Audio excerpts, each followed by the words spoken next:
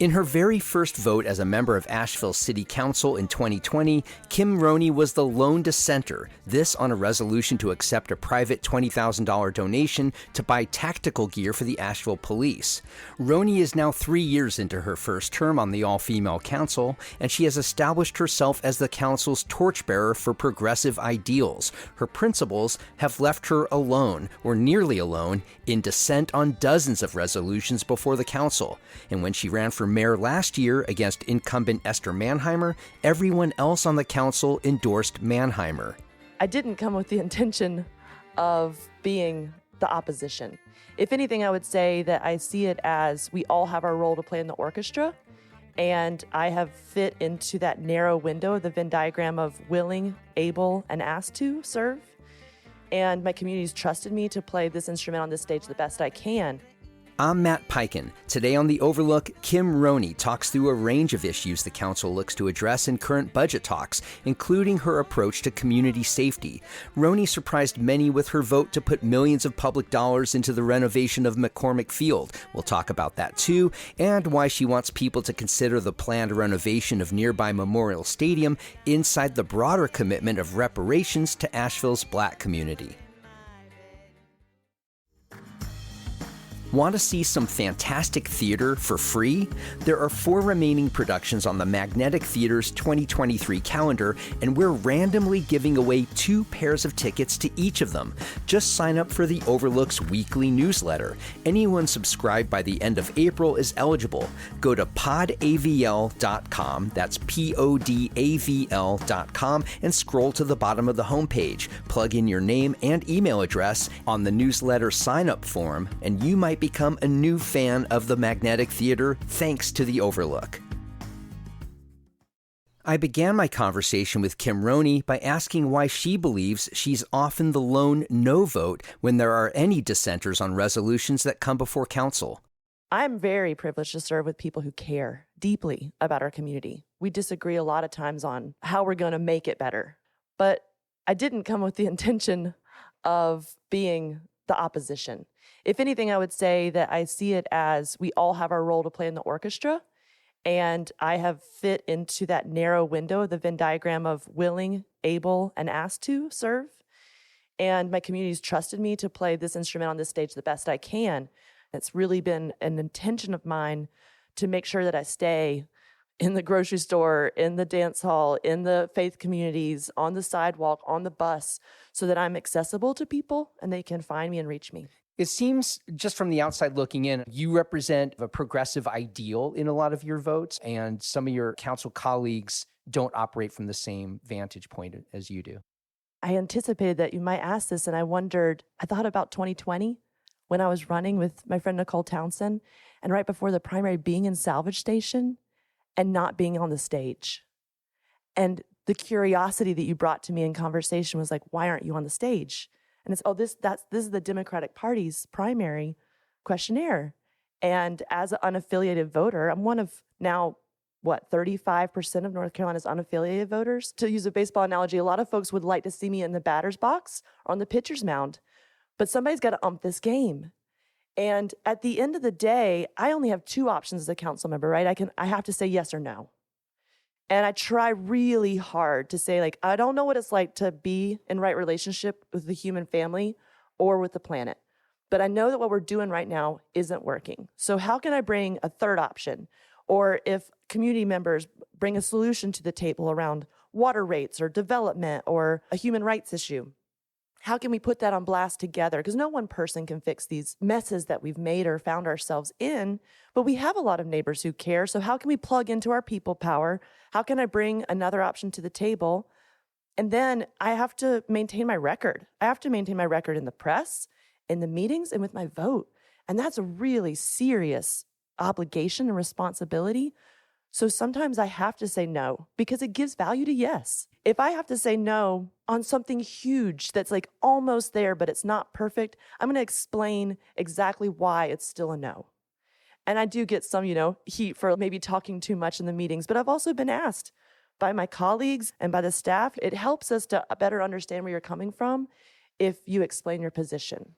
When we were having all of our pre-meetings behind the scenes in groups of 2 or 3 at a time, we miss the opportunity to see what we were missing. You're anticipating a question I was going to ask you. A tenet of your platform was transparency, and yet you felt, I guess, from the outside looking in, obligated to participate in these closed-door sessions at the risk of being locked out of these? Or what? Why did you participate in them? What a pickle, right? So I will say that transparency is like a word that we have to use, and it's unfortunate because it's sort of like a dog whistle kind of word, when really if you say open meetings policy, is anyone going to give you the time of day to explain what that is?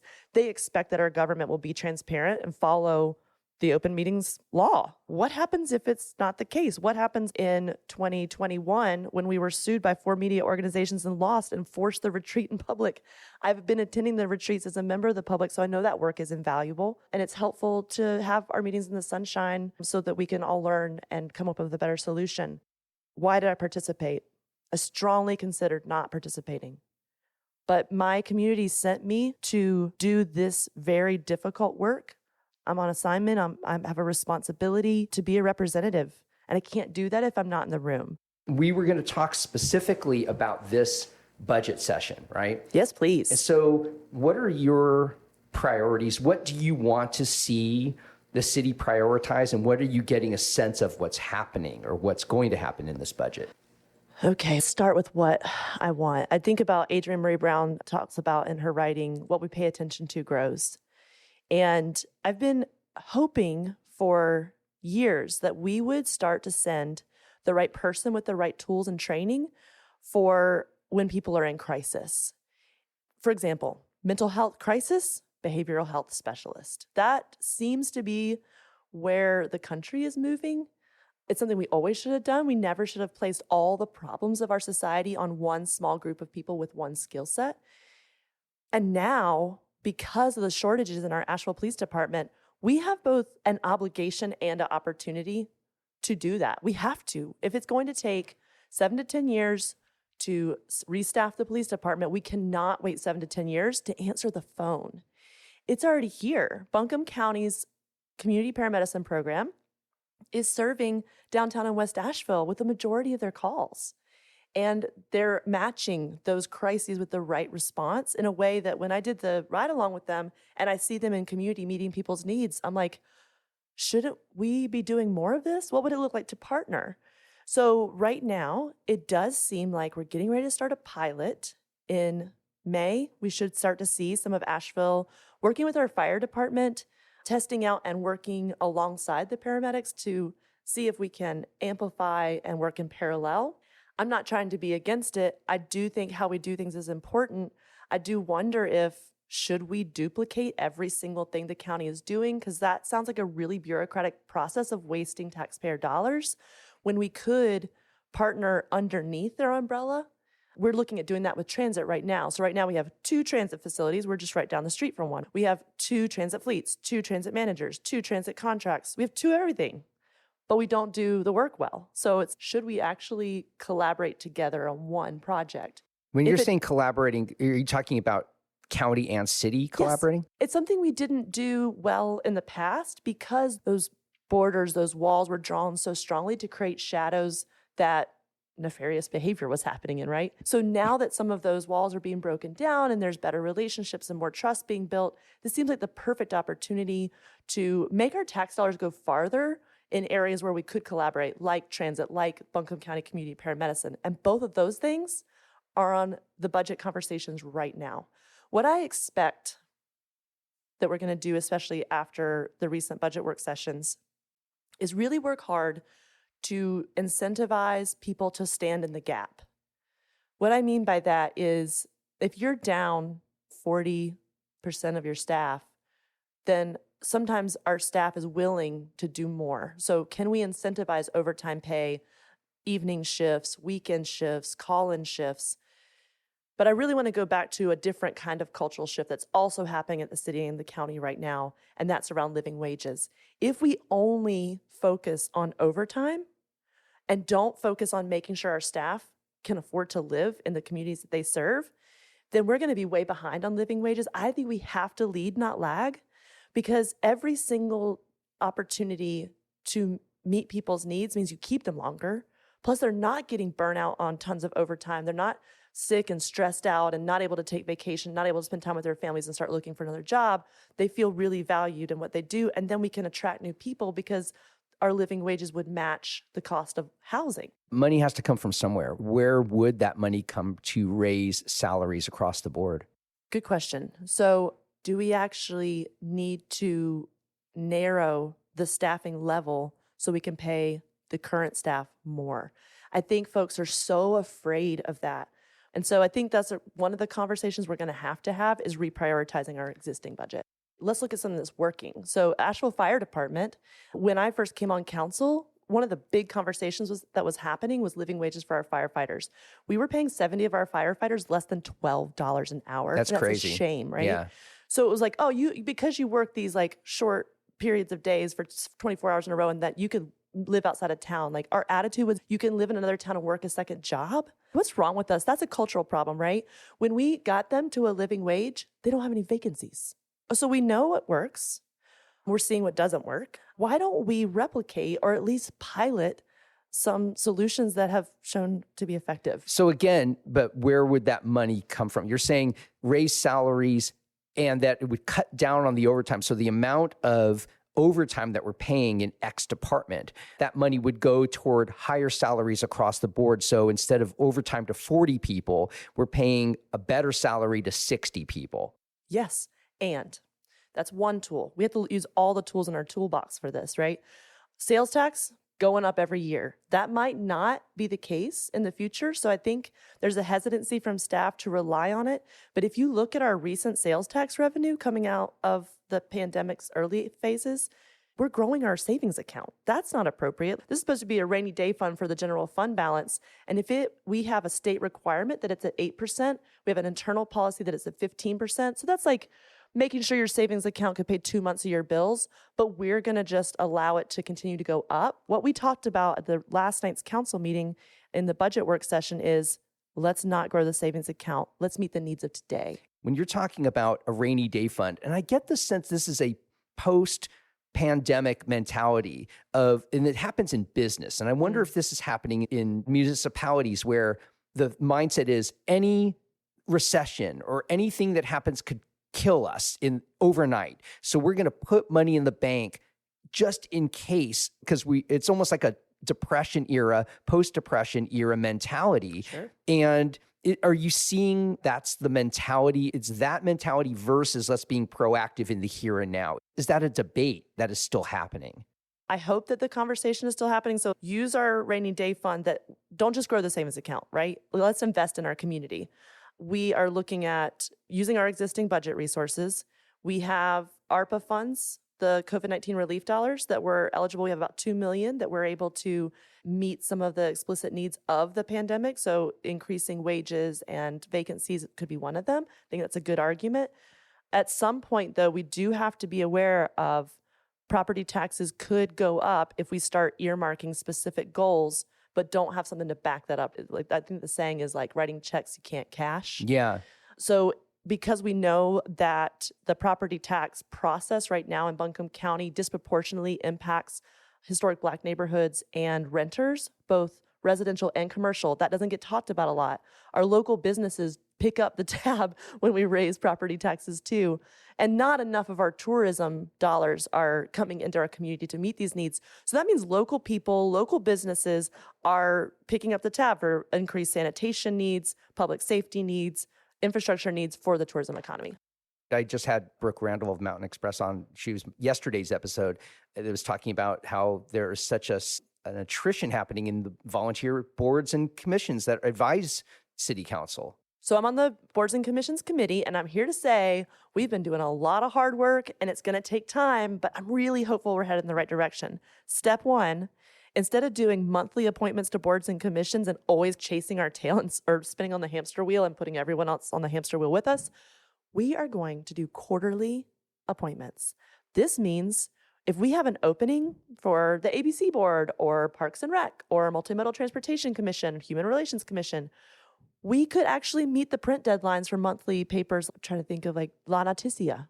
So if we're not able to get out to the population that's most affected because of our own deadline, move the deadline. And we just did it. It just happened in 2 months ago. So it's going to take time for us to like increase our outreach. But another thing I'm curious about is when I got seated on boards and commissions, my first vote was a no on the Asheville Motion Plan. And I was immediately like, this document isn't finished. It's supposed to inform the next 20 years of our transportation movement. And this was my first meeting. I was told, you don't vote no. Please don't vote no. Why were you told that? This is what I heard. The city funds a study and we hire a consultant, and the consultant is a professional group that studies the work, and they bring back the recommendation, and we make some tweaks, and then we rubber stamp it. And I was like, no, how about we pay for something when it's finished? So I think that there's part of the training for our advisory boards and the support so that people don't get caught in an impossible place or feel like their work isn't valued. So we're working on not only doing outreach, but also doing training to support our advisory boards. And I think those two things together will help people feel like their voices actually matter and encourage folks to be able to go back out in the community and say, hey, join me in bringing your professional and lived experience to the table because I'm doing it and it's working and it's really valued. Matt Peiken here from The Overlook. Just as I interview my guests, I interview my sponsors. Those conversations are what you hear as advertisements on The Overlook. No other media outlet in town gives you that much time for your messages, so your ads don't sound like ads. They sound like advice or points of view that really help listeners. And that's how listeners of The Overlook will come to think of you as helpful members of the community. Become a sponsor of The Overlook. Email me at matt@podavl.com. I began the second half of our conversation by asking Kim Roney why she supported committing about $20 million in public money toward the renovations of McCormick Field, home of the Asheville Tourists baseball team. I think during times of overlapping crisis, the opportunity to sit and enjoy time in a park with your friends and neighbors is a great way for us to celebrate together, and the community, hopefully, that plays together will stay together. I also am curious when I look and see what's happening across the country at cities that are losing their baseball teams. The threat of us losing our baseball team got the most attention, and I really tried hard to focus my decision on it's our park. How do we use our park? Is it in good shape? And how can we use it better? How can we get a better deal for Asheville in the renegotiation around McCormick Field? Some cities, when they lose their team, end up having to allow it to get in such terrible disrepair that they knock the whole thing down and they rebuild something new when they get state or other funding for it. That was going to double the cost, but not just the financial cost. When you throw old materials in the landfill, there's a huge carbon impact of that, because the older, denser materials are being replaced with new, lighter, faster materials. The cost is more than just the dollar signs. It's like the long-term cost of throwing a stadium in the landfill. I hadn't even considered in the whole debate. Reuse. That's just something that hadn't occurred to me is the costs of what happens to that material once it's torn out. I just all the time. It's like that. I'm learning that it's okay. What happens after? This is why I ask in our staff reports, can we, instead of just a fiscal impact, can we have an equity and sustainability impact? Because if we're not measuring the cost of what happens when we do things fast, then we're not measuring the whole cost. So one, adaptive reuse, huge. Okay, let's say that we do an adaptive reuse and we don't have a minor league baseball team. What's the cost of that? We have tons of baseball in our community that doesn't have anywhere to play. There's a queer league, there's a semi-pro league, there's youth baseball, college baseball. There's lots of baseball that we could program in our park. Could that be an option? So I put together 51 questions. I got most of them answered. Can we amplify local food and other merchandise that's not just beer? Can we make sure that the beer that's in there is small, local, not really the kind of the ones that are major label-ish? Can our youth use the building more? Oh my gosh, what if we use McCormick Field, our park, year-round? That's one of the things I was always wondering about this park. It seems very underused. Yes. No concerts ever happen there, at least in my time here. I've not seen a concert. You missed Florida Georgia Line. When was that? It was a few years ago. Okay. But the impact on the neighborhood when you have really big, loud shows should be considered too. So it's okay. I saw during the early phases of the pandemic, a trivia night. Now there's talk about dollar movie nights. So more affordable, family-friendly events year-round. Like, we might actually get a better use of our park and stand to actually get at a break-even point. I don't think we were communicating that part very well to the community, that it's our park for the long haul and how we use it is our choice. Tell me about that. And now you have insight into this, certainly that I don't have, and I haven't read the fine print of the contract. But even though the city, in a real sense, owns the park, don't the tourists have the right to say what happens and doesn't happen on that field, even when they're not playing? I mean, Previously. So Our what's previous happening? contract, they had almost no rent and could say who used it Right. the rest of the year. So to save costs, I'm sure there was like overhead and employee cost and utilities. They just turned off the utilities or not use them during the winter. And then if we or the community wanted to use it, they could charge a rate that we couldn't afford. That was cost prohibitive. Now, after baseball season, the city is going to program. So it could be gospel night, movie night. It could be, I see some cities, oh my gosh, ice skating. What is possible when you start putting the ways that we could use a park? Could we have symphonic orchestral shows? That would be fantastic. No, so I just want to be open clear. Open the door, a possibility. So just to be clear, in this new contract, it is in there that the city has the right to program in that space when it's not baseball season. Exactly. The tourists are paying rent, and that's new.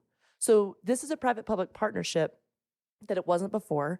I do sometimes wonder if through this process, the previous contract managers might have seen like, we missed an opportunity to make a whole bunch more money, because we could be having these winter programs, outdoor programs. But I can say with confidence right now that we got a better deal for Asheville with a new contract. And if we had lost our team, we wouldn't be eligible for the new batch of state funding that's being proposed for facilities that have a team. Tell me about this. I didn't know the state was incentivizing having a team, a professional sports team. Right. So they're gonna have a small pool of funds potentially. Like the budget's got to pass, right? And this has to pass in it. But there's potential funding for stadiums. Maryland is doing something similar, because remember, other cities were like knocking down their stadiums and saying, because of the economic impact, we'll get some of the state funding to build a new facility.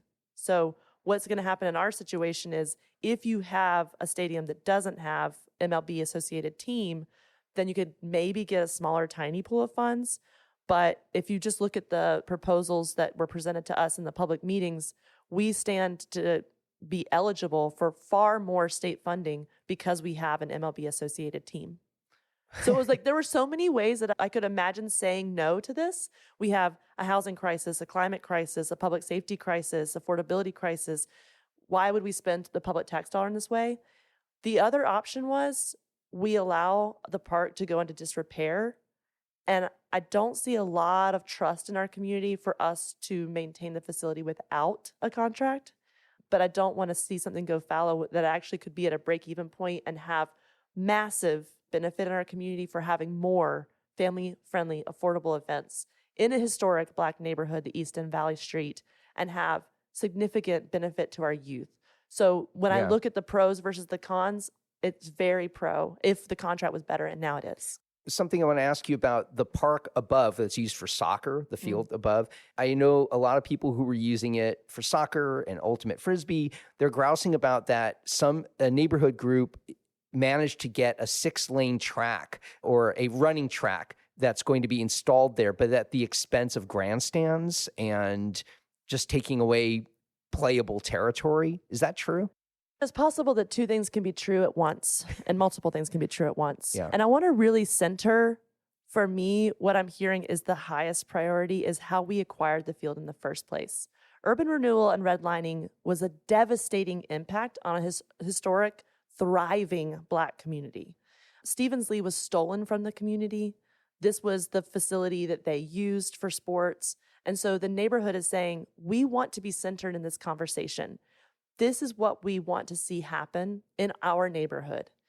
And it's so interesting because I can imagine people from all over the city would say, you can't just come into our neighborhood and decide what programming you have, but we can do that to East and Valley Street? It's, okay. Second thing that's also true, the soccer games, not like the professional even scheduled ones, which are awesome, that were happening at Memorial during the day is the most different languages I've heard, diverse socioeconomic background.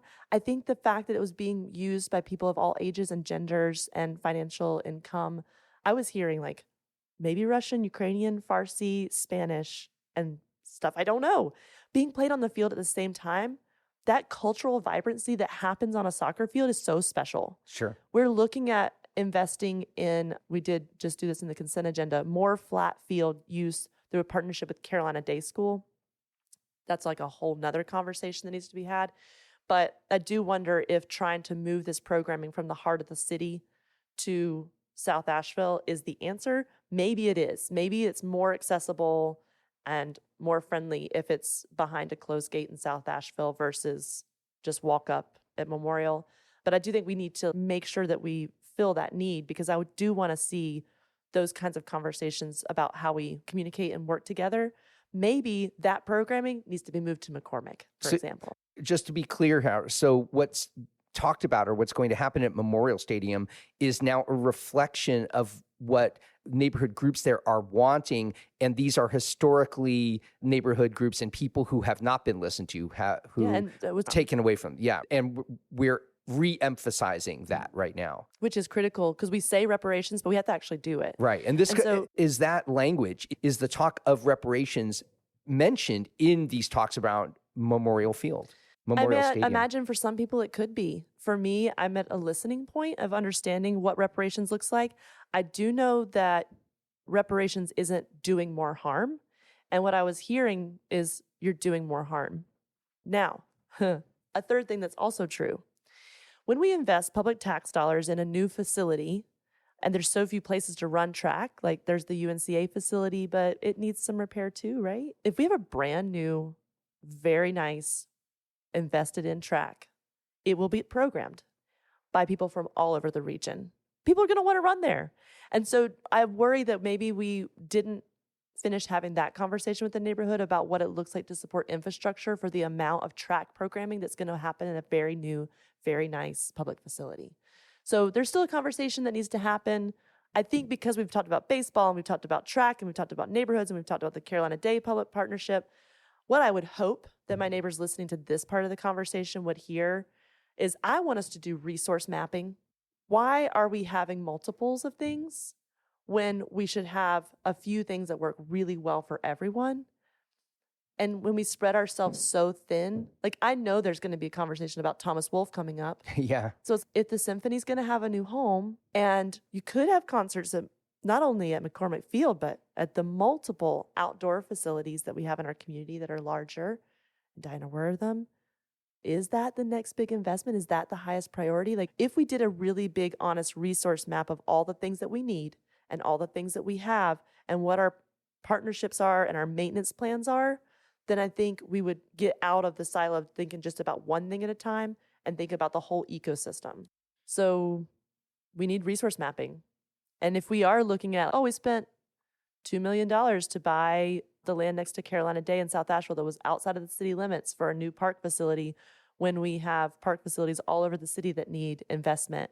Because we just go one agenda at a time and are very reactive, it limits us from being proactive. And that's an area where I think our community can really get behind, being like, okay, this is one piece of the puzzle, but I'm not going to be distracted from the fact that you're not telling me about the rest of the pieces and where this one fits. Yeah. And also, I think you're talking about just really creatively connecting the dots. Some of these projects that are being proposed, they're being proposed independent of each other by the people who are proponents of them. They aren't connecting the dots necessarily. There's a lot of tunnel thinking, myopia. Like, these are my needs. This is what needs to happen right now. And the people who are the main advocates for developing X, Y, or Z they're not the ones connecting the dots. And I guess it's really incumbent on leaders such as you and others on city council and city staff, county staff, to connect those dots and say, wait a second, before we move forward on X project, we need to see the bigger picture. So when you look at the pickleballers that were coming to city council for months in a row, all very colorfully coordinated in their bright orange, it was interesting because they had to wait till the end for public comment, and they were starting to connect the dots on the big issues happening in our community. And I really appreciated when they came to the dais, they were like, there's a lot going on, but I'm still here to talk about pickleball.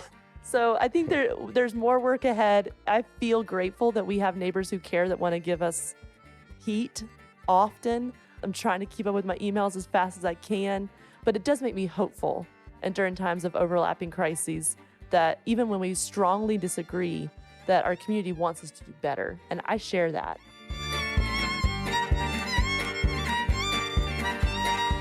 My big thanks to Kim Roney for being my guest today on The Overlook.